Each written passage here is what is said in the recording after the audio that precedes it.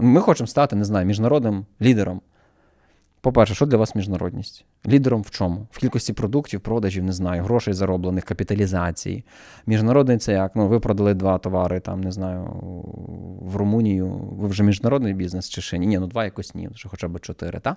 І компанія оці цифрові показники виставляє кожна сама по-своєму, і вони насправді кожного разу різні.